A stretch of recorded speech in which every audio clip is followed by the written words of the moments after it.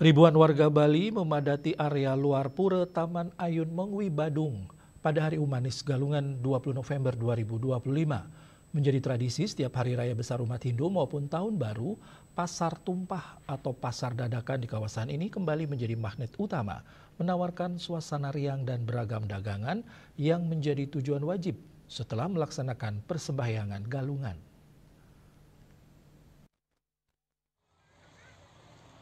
Sejak siang hingga sore hari, area depan Pura Taman Ayun dipenuhi oleh lautan manusia. Ratusan lapak pedagang yang berjajar rapi di sepanjang jalan menjual berbagai jenis dagangan, mulai dari pakaian, aksesoris, mainan anak, hingga kuliner tradisional.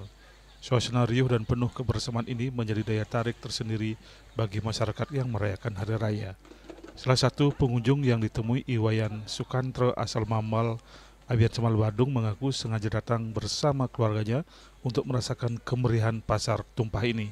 Ia juga bertujuan membeli perabotan rumah tangga, sedangkan pengunjung Buk Mangku mengaku hanya jalan-jalan ke tempat ini.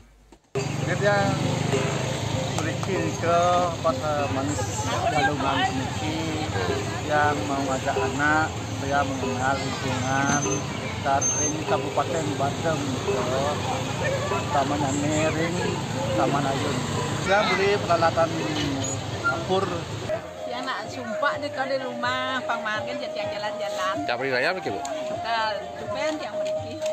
Apa yang Ibu beli ini, Dan Mas Napit yang jalan-jalan Mas. Pasar dadakan ini memang dikenal buka 4 kali dalam setahun, bertepatan dengan momen-momen hari raya besar seperti Galungan dan Kuningan. Ngembak Geni bahkan tahun baru harganya pun bervariasi, menarik minat pengunjung dari berbagai kalangan. Tak hanya pembeli, pasar tumpah ini juga menjadi ladang rezeki bagi para pelaku UMKM, termasuk pedagang musiman yang datang dari berbagai desa bahkan luar Bali.